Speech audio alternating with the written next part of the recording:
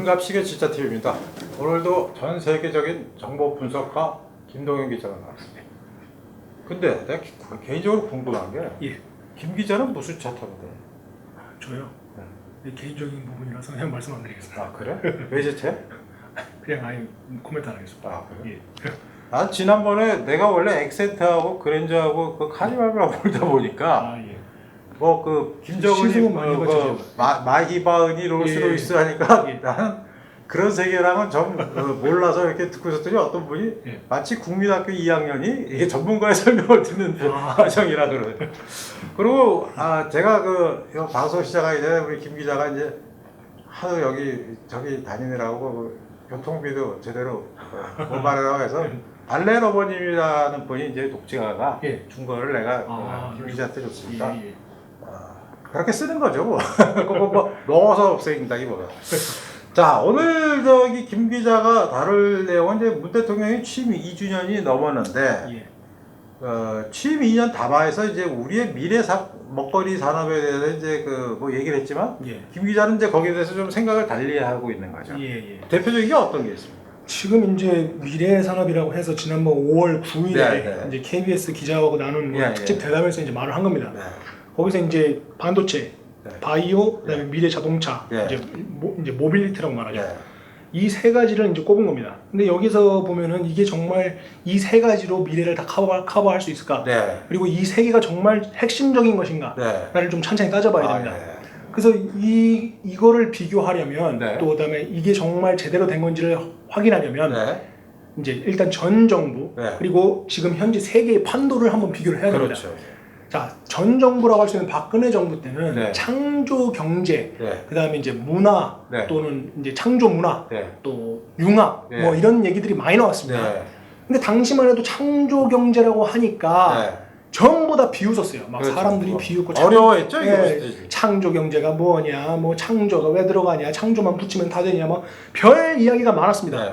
근데 이 박근혜 정부가 이 추진했던 창조 경제가 얼마나 앞선 거였냐면은 지금 와서 보면 확인할 수가 있습니다. 실제로 지금 유럽연합, EU 있지 않습니까? 유럽연합에 들어가면은 크리에이티브 이코노미라는 단어만 쳐도 창조 경제죠. 크리에이티브 이코노미라는 단어만 쳐도 엄청난 양의 자료, 보고서, 데이터, 현재 시장 상황 이게 다 나옵니다. 그리고 여기서 이제 컬처까지 합쳐가지고 문화 창조 산업이라서 아예 CCI라는 걸 만들었어요. 그 유럽 연합에서 이게 컬처럴 크리에이티브 인더스트리라고 해서 이거와 관련된 그 보고서. 그다음에 유럽 연합은 지금 현재 이 창조 경제 기반으로 닦아서 미래의 산업을 지금 나아가고 있습니다. 그럼 이렇게 보면 아니 박근혜 대통령의 그 창조 경제가 그렇게 욕을 먹었는데 유럽은 도대체 이걸 왜 하는 겁니까? 라는 질문이 생기죠. 우리나라는 이걸 2013년 그러니까 박근혜 대통령 임기 시작함과 동시에 이걸 시작을 했어요. 동시에 시작을 했고 당시에 이제 미래 창조 산업 미창부라고 하죠. 그러니까 미래 창조부를 이제 만들었습니다. 근데 스위스가 이 라이프 사이언스라든지 미래 산업에 상당히 투자를 많이 한다고 알려졌어요. 근데 이 지금 그 스위스조차도 이 미래창조과학부랑 거의 유사한 부서를 만듭니다. 이 부서가 2012년에 만들었어요. 이게 이제 셀이라고 하는데 SERI라 해서 교육연구혁신부입니다. 제가 이 혁신부 장관도 제가 직접 인터뷰를 한 적이 있습니다.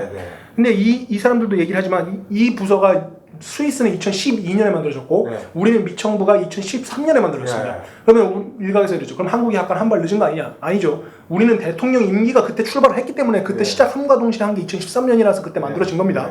그러니까 스위스가 지금 이 부분에서 상당히 앞서가고 있고 스위스는 소위 말해서 이 창조 경제의 기반이 되는 창조력을 키워주는 학생 중심 주도형 이 엑셀러레이터라든지 이런 이 뭐랄까요 좀 새로운 기반의 이 산업 아이템을 내놓는 인프라를 닦아놨습니다.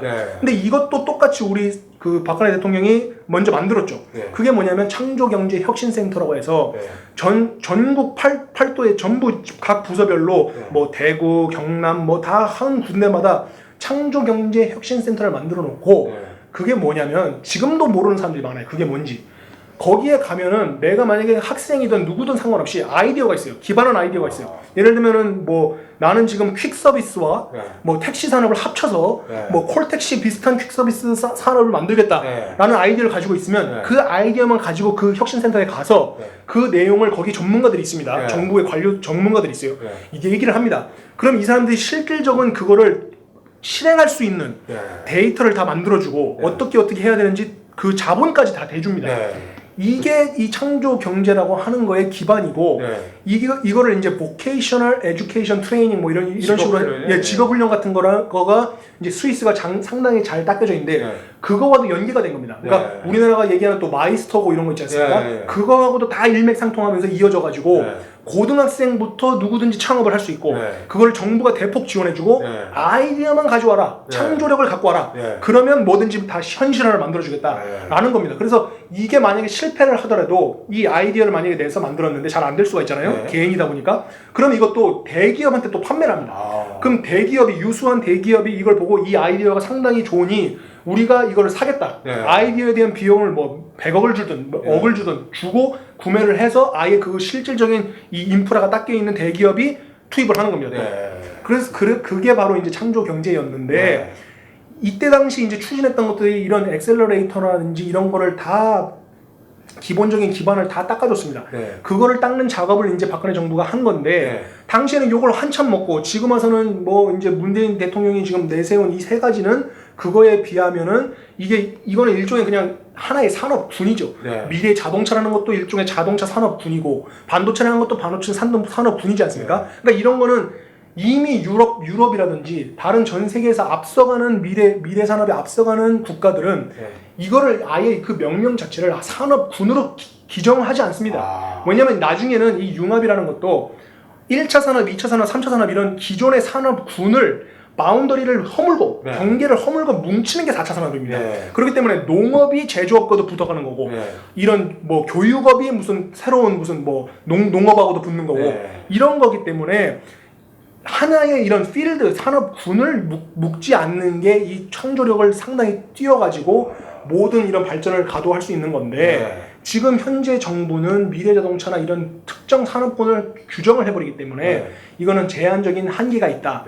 그리고 미래자동차 같은 경우도 그 대통령이 벌써 한 2번인가 그 언론에서 욕을 한참 먹었어요. 당시에 그 뭡니까 정 대표를 만나가지고 현대자동차 만나서 우리나라 수소차가 왜 안 됩니까? 물어보니까 인프라가 없습니다. 이 얘기를 직접 했어요. 근데 그러고 나서 나중에 또 한참 뒤에 가서 또 수소자동차가 왜 안 됩니까? 그러니까 그 똑같은 얘기 또 했어요. 인프라가 없습니다. 그래서 그 얘기 2번 먹고 2번 듣고서 언론에서 계속 질타를 하니까 그때 가서 뒤늦게 이제 미래자동차를 하나의 산업군으로 보고 투자를 한 겁니다. 근데 이미 이때가 어떻게 됐냐? 대한민국이 수소전지 연료 자동차를 세계 최초로 만들었습니다. 현대가 넥소라는 차를 만들었어요. 근데 이게 어떻게 보면 이런 겁니다. 종주국이에요, 우리나라가. 이 수소에 있어서는 종주국인데 이거를 이렇게 주춤 하면서 시간 끄는 사이에 일본 도요타에서 미라이라는 수소 연료 전지 자동차를 똑같이 만들어버립니다. 그렇기 때문에 이 불과 한 2년 정도 내외를 어물쩡하는 사이에 일본이 이미 똑같은 기술을 바탕으로 만들어버려가지고 이미 요새는 그 구글이라든지 이런 데 검색을 해도 뭐 미래전지 자동차 이렇게 그러니까 수소 자동차 이렇게 치면은 현대차보다 일본 도요타가 더 많이 나옵니다. 지금 뭐 일본한테 다시 지지 않겠다 이런 얘기 하지만 지금 이미 졌죠. 이미 여기서 벌써 한 발 늦은 겁니다. 그리고 이 수소 연료 전지 자동차가 왜 중요하냐면 사람들은 그냥 이게 전기차나 뭐 이런 거보다 조금 다른 자동차 중에 하나겠거니 생각을 합니다. 아닙니다. 수소 전지 자동차는 이거는 그러니까 예를 들어서 자동차가 기존의 그 내연기관이라고 할 수 있는 자동차 있지 않습니까? 화석 연료를 떼서 연료를 주입하는 일반 자동차.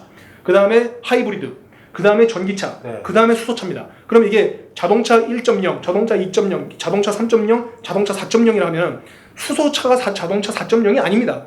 수소차는 4.0 이상이 될 수가 있습니다. 왜냐? 여기에는 한 가지 무서운 사실이 숨어가 있습니다. 왜 수소차가 중요하냐면 모든 자동차는 1차원입니다. 무슨 말이냐면 연료를 소모하는 소모 제품군입니다. 모든 전자제품도 그렇고 다 그렇죠. 배터리를 충전하면 그게 연료가 돼가지고 그걸 씁니다. 에너지를 소비하면 끝납니다. 거기서 끝이에요. 근데 수소차는 자체적인 에너지 생산 능력을 가지고 있습니다. 그렇기 때문에 지금 그 기술력을 좀 더 개발하면은 그 능력, 그러니까 내가 충전해서 쓰는 연료보다 자동차가 자가 발전해서 쓰는 연료량이 이기는 시대가 옵니다. 그러니까 더 개발을 하다 보면 그 시대가 되면은 자동차 하나가 발전소가 될 수가 있는 겁니다. 이동형 발전소가 되는 거예요. 이거는 무시무시한 그 힘이 되는 거죠. 지금 현재 발전소가 지금 여러 군데 지어가지고 막 전기차 충전하고 이러는데 이런 거는 인프라를 닦으라고 계속 하지 않습니까? 인프라를 닦을 필요가 없는 거예요. 왜냐하면 수소전기지 자동차 자체가 자체적인 발전소로서의 역할을 할 수 있기 때문에 이건 무시할 수 없는 엄청난 이 패러다임 체인지를 갖고 있습니다. 그렇기 때문에 수소 연료 전지 자동차는 기존의 1차원적인 연료 소비성 제품에서 연료 자체 생산성 제품으로의 발전이 될 수가 있는 가능성을 가진 모빌리티입니다. 근데 이런 거를 간과하고서 계속 어물쩡 주춤 하는 사이에 일본이 거기에 그거를 보고서 아베 총리가 거기에 대폭 지원을 해줬죠. 도요타 엄청 지원해줬습니다. 그래서 미라이라는 자동차를 만들어가지고 지금 이 시장도 지금 원래는 넥소가 더 앞서가고 있었는데 미라이가 지금 치고 나오는 꼴로 돼버렸습니다. 그렇기 때문에 이런 부분도 지금 너무 늦었고 문재인 대통령이 과연 이 미래 분야에 있어서 제대로 된 감을 가지고 있느냐 제대로 된 비전을 가지고 있느냐를 단편적으로 보여줄 수 있는 게 몇 가지 있죠. 3D 프린터 아십니까? 기억하십니까? 3D 프린터를 갖다 3D 프린터라고 했고 5G 통신을 5G 통신이라고 했고 지금 이런 정도의 감을 갖고 있는 게 아닌가라는 지금 비아냥도 있습니다. 그렇기 때문에 이런 미래 산업은 만약에 모른다고 한다면 전문가들한테 맡겨놓고 대폭 투자를 하고 이런 것도 항상 중요한 게 네거티브식 그 법 규제도 같이 그러니까 법규를 자꾸 타이트하게 짜고 합니다. 지금 뭐 공정거래위니 어디서니 계속 지금 법규를 짜는데 미래 산업에 있는 포텐셜을 가장 확신할 수 있는 거는 법규를 가장 간소화했으면 할수록 엄청 이건 발전할 수가 있는 겁니다. 그렇군요. 왜냐면은 지금 처음에 전기차가 나왔을 때도 소리가 없으니까 이거 소리가 없어서 보행자들한테 너무 위험한 거 아니냐 그런 얘기가 많았어요. 그래가지고 자체적인 강제로 소음을 내는 법을 만들자라는 얘기가 나왔어요. 그러니까 이런 일어나지도 않은 기술에 있어서 미리부터 법을 만들어 버리면 거기에 얽매이는 겁니다. 클 수가 없어요. 근데 지금 우리나라는 이런 신기술들이 쏟아져 나오고 있고 뭐 우버라든지 이런 것도 운송업자들이 우리 밥그릇 싸움이네 어쩌네 이런 얘기 하는 동안에 계속 주춤하고 있죠. 그러니까 자꾸 편법으로 그걸 비껴가는 형태의 지금 운송업이 계속 나옵니다. 국내에서는 카카오 택시 같은 게 있습니다. 외국에는 지금 이미 우버나 이런 게 지금 다 쓰이고 있죠. 뭐 동남아권은 뭐 그랩인가 이런 것도 있고. 그러니까 지금 우리나라는 규제를 계속하고 없었던 기술이 나오면 또 거기에 규제를 만들고 아직 경험해보지도 않았는데 아직 시장성이 어떤지도 모르는데 규제부터 깔고 들어가는 겁니다. 그러니까 지금 이런 식으로 나가면서 미래 산업을 잘하겠다? 지금 이런 분야가 지금 상당히 간과돼 있고 또 한 가지 말씀드릴 수 있는 거는 우주 산업입니다. 지금 우주 분야도 지금 그 미국에 있는 이 우주 전문 싱크탱크가 있습니다. 제가 지금 이름을 찾겠습니다. 잠시만 찾겠습니다. 이제 미국에서 이제 우주 사령부도 만들었지 않습니까? 거기서도 만들었는데 이게 우주 재단이 있습니다. 이 미국은 우주 분야를 상당히 미래적 가치로 보고 이미 80년대부터 레이건 시대부터 우주에 투자를 했긴 했습니다만 최근의 보고서에 따르면 2016년 보고서에서 우주 산업에 묶여있는 잠재적 가치가 392조 원이다 라는 말을 했습니다. 그러니까 392조 원의 가치가 있는데 지금 현재 우리 정부는 우주에 관련된 투자라든지 우주에 대한 투자나 무슨 뭐 개발 이런 것도 지금 아직 나온 게 없죠. 그러니까 지금 이런 분야에서도 뒤처지는 게 아닌가. 박근혜 정부 때 같은 경우만 하더라도 이 우주사령부랑 같이 연계하는 연합훈련이나 이런 것도 같이 할 목적까지 이걸 포석을 두고 있었습니다. 그래서 실제로 우리나라 공군에서 연락장교를 미국 우주사령부로 보내가지고 계속해서 연계를 하는 이 체계를 구축을 하기 시작했어요. 근데 지금 현 정부는 그런 것도 지금 제대로 되고 있는지 의문입니다. 심지어 일본 같은 경우는 제가 지난 다른 방송에서도 말씀드렸지만 파이브 아이즈라고 해서 영어권 국가 5개국이 뭉쳐있는 정보국이 있습니다. 그 정보 기관에 일본이 파고 들어갔다고 했죠. 근데 이 파이브 아이즈가 미국과 하고 있는 훈련 중에 하나가 뭐가 있냐면 워게임 시뮬레이션이 있는데 이 시뮬레이션이 우주 워게임 시뮬레이션이 있습니다. 이게 뭐냐면 유사시에 이 지구 밖에 떠다니는 인공위성들이 적의 인공위성 체계라든지 적의 공격에 의해서 인공위성이 마비가 되거나 불능 상태가 되었을 때 어떻게 우리는 대처할 것인가라는 워게임을 합니다. 그러니까 이게 전쟁 대비 훈련입니다. 이 훈련에 일본도 지금 들어가기 시작했습니다. 근데 지금 우리는 이런 데서 지금 빠지고 있고 들어가지도 못하고 있죠. 그러니까 이런 것도 무시할 수 없는 게 우리가 쓰는 GPS 지금 이런 것도 지금 모든 위치 정보 시스템으로서 뭐 어디를 가든지 길을 찾아야 되지 않습니까? 근데 2016년에 북한이 서해 지역에다가 GPS 교란을 한번 했습니다. 그때 당시 우리 어부들이 전부 다 거기서 지금 길을 잃고 해상에서 거의 조난당하다시피 했어요. 어군 탐지도 못하고 그래가지고 조업을 접었습니다. 그러니까 그만큼 이 GPS 인공위성 체계에 우리는 취약합니다. 근데 이런 우주 산업에 있어서 지금 우리는 의지할 수 있는 게 미국뿐인데 미국한테 이런 연계된 시스템도 지금 제대로 구축된 게 없고 지금 계속해서 뭐 태양열만 하더라도 태양열도 지금 머리 좋게 하면 미국하고 할 수 있는 게 수두룩 빽빽합니다. 근데 지금 우리나라는 태양열도 뭐 산 같은데 갑자기 산 깎아서 지어가지고 산비탈에서 이게 지금 무너져 내려오고 유해물질 나오고 하는데 이것도 머리 좋게 하면은 미국에는 이미 솔라 글라스라는 게 있습니다. 그게 뭐냐면 건물 지금 63빌딩 같은 거 있지 않습니까? 네. 건물 외벽이 다 유리죠. 그게 다 솔라 패널이에요. 그러면은 63빌딩 하나 통째가 발전소 같이 전력을 계속 끌어모을 수가 있습니다. 이런 기술을 이미 미국은 갖고 있습니다. 그 다음에 테슬라 같은 경우도 솔라 타일이라 해가지고 천장이나 이런 집, 가정집 위에마다 그냥 보기에는 육안으로 보면 그냥 일반 타일이에요. 근데 그게 전부 다 그 솔라 패널이라 가지고 태양열을 다 응집을 시켜버립니다. 근데 이런 정도의 앞선 기술들을 지금 미국이 다 갖고 있음에도 태양열을 하겠다고 한다면 정말 제대로 할 거면 미국이랑 같이 한미 동맹이 좋은 게 뭡니까? 이럴 때 써먹어야죠. 가가지고 투자를 미국에도 하고 또 트럼프 대통령한테 투자를 해줌으로 인해서 그런 첨단 기술을 우리가 받아들이고 우리 기업도 거기 대폭 투자하고 하면서 기술 공유를 하고 하면은 앞으로 전도 유망한 이런 그린 에너지나 이런 분야에서도 또다시 우리가 한 발 더 앞서 나가는 이런 기술을 할 수가 있는데 그런 거는 지금 하지 못할 망정 계속해서 우주 산업도 지금 투자를 하는지 마는지 알 수도 없고 뒤처져가지고 어물쩡하는 사이에 일본한테 지지 않겠다면서 져버리고 지금 현대차가 지금 뒤처지고 있고 인프라도 제대로 되는 게 없고 지금 이런 상황으로 계속 치닫고 있습니다. 문 대통령 2년 특집 다음에는 김 기자도 봤겠지만 시청자들이 우리 미래 사업, 먹거리 산업에 대한 관심보다는 그 질문 던진 기자가 싸가지가 없었다는 걸로. 맞습니다. 그게 더 문제가 많아요. 우리 미래 먹거리 산업이 문 대통령 인터뷰 KBS 여기자와 인터뷰에서 그 내용 기억하신 분은 하나도 없을 거예요. 저 여자가 싸가지 없이 질문했다 어쨌다 해도 그다음에 또 하나가 이제 소득 주도 성장이란 게 제가 좀 말을 거치게 해야 하면은 원래 말이 마차를 끌어야 되는데 마차가 말을 끄는 거는 쉽게 얘기하면 주체 경제랑 비슷한 거예요. 북한이 쓰는 주체 경제랑 사실 비슷한 거예요. 그다음에 유럽의 미래 먹거리 화두가 박근혜 정부의 창조 경제와 같은 개념이라 이렇게 오늘 김 기자가 설명을 했는데 그 당시에 여러분들도 어떻게 생각했다고 하세요? 이렇게 모호한 개념으로 사람도 뭔지 모르게 했다지만 그거는 사실 저희 같은 사람들도 무지했고 국민들도 무지해서 그게 얼마나 몇 발자국 더 나갔던 개념인지를 전혀 모르는 거였죠. 제가 실제로 이제 국내에 있는 외국 대사들과 제가 인터뷰를 많이 했습니다. 네. 뭐 유럽에 있는 대사들뿐만 아니라 제가 어느 대사관이라고 말은 안 했지만 제가 그때 당시 만날 때마다 듣는 얘기들 중에 한 가지가 뭐냐면 당시 박근혜 정부 때입니다. 당시 한국이 추진하고 있는 이 창조 경제 모델을 좀 더 우리 한국 정부하고 MOU를 한다든지 뭔가 더 궁금해서 물어본다거나 알고 싶어 한다거나 파악을 하려고 하는 게 상당히 많았습니다. 근데 지금 제가 이제 어느 대사관이나 특정을 하지 않겠습니다만 그런 질문을 상당히 많이 받았어요 당시에. 근데 그 이유가 유럽은 지금 이걸 2015년경부터 박차를 가기 시작했어요. 우리 정부는 당시 2013년부터 박차를 가했고 실제로 유엔에서조차 유네스코죠. 유네스코가 안에 과학이랑 이런 게 다 들어가 있죠. 과학 교육이 다 포함되어 있습니다. 그 문화까지. 유네스코 보고서에서도 2013년에 이미 창조 경제에 대한 보고서가 특집 보고서가 나와 있습니다. 그러니까 이미 세계의 판도는 창조 경제, 이 크리에이티브 이코노미에 대한 보고서와 이런 것들을 연구를 하고 그거를 이제 추진하는 방향으로 계속 나아가고 있었는데 지금 와서는 이거를 창조 경제 나쁜 거다, 적폐다 하면서 지금 다 뒤집어 엎어버리는 꼴이 되버리고 있죠. 이렇게 선진적인 생각을 했던 대통령을 언론들은 무슨 오방색이 미쳤네, 무슨 구파를 벌렸네, 뭐 프로포폴에 맞아서 해롱해롱하고 있네, 무슨 호텔에서 애인과 미래를 하고 있는데 구술을 했네. 에휴.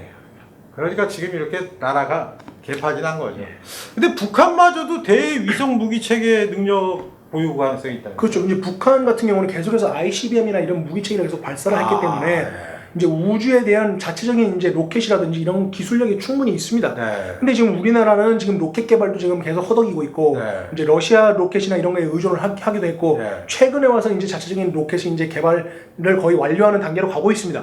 근데 지금 이제 와서 돌이켜 보면은 이것도 좀 어떻게 보면 좀 잘못된 준비하지 않았나. 왜냐면 지금 최근에 이스라엘이라든지 중국 또는 뭐 다른 인도네시아 이런 나라들도 미국에서 만들어 놓은 스페이스 X라는 회사가 만들어 놓은 상업용 로켓을 쓰고 있습니다. 그러니까 이 상업용 로켓이 지금 성공 가능성도 상당히 높고 실질적으로 이걸 또 여러 번 쓸 수 있도록 계속 만들고 있죠. 그러니까 실질적으로 우주를 그 궤도에 들어가 가지고 그 안에서 우주 안에서 뭔가 할 수 있는 위성이라든지 이런 체계에다가 오히려 더 투자를 하고 네.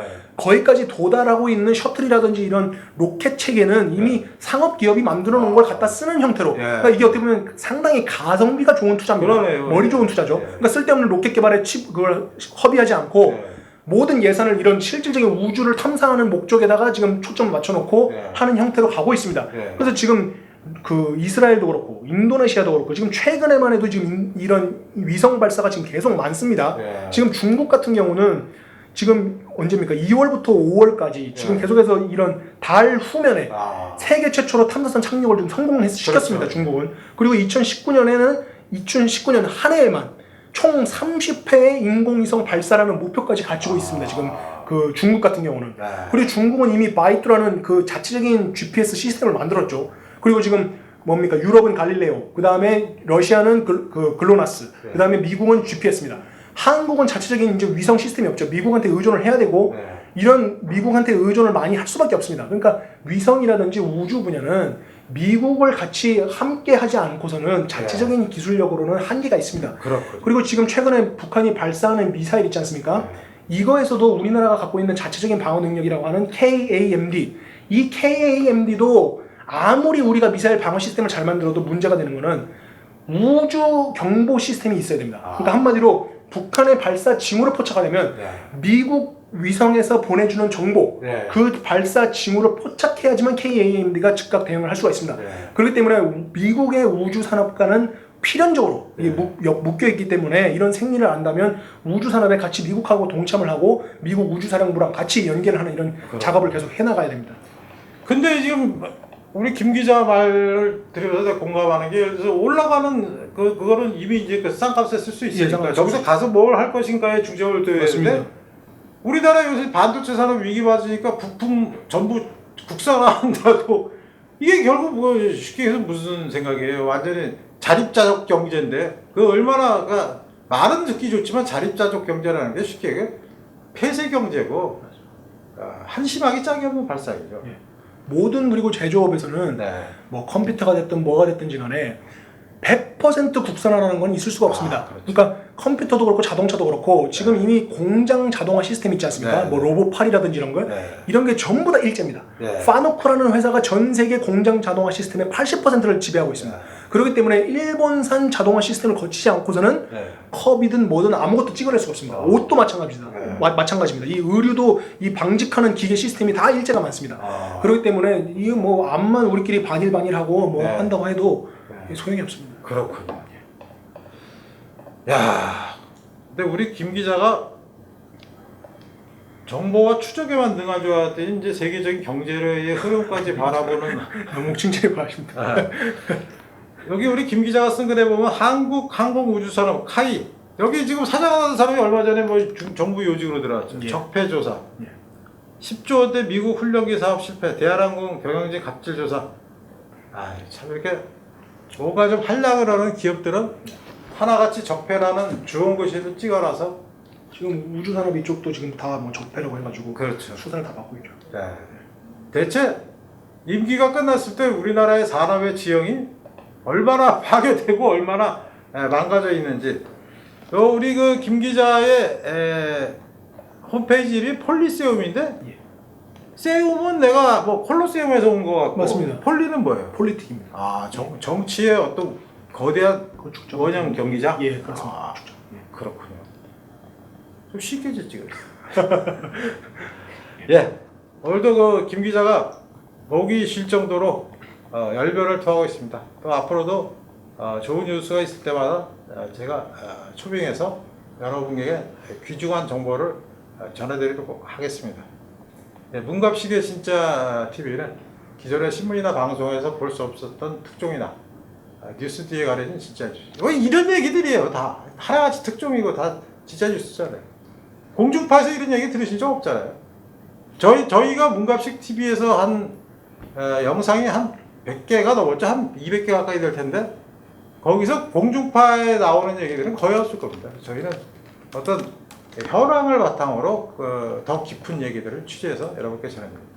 이런 그 문갑식의 진짜 TV가 더욱 성장할 수 있도록 여러분께서 구독과 좋아요, 퍼날리기, 댓글 달아주시고 유무형의 지원도 많이 해주시기 바랍니다. 오늘 수고했어요. 감사합니다. 감사합니다. 예, 감사합니다.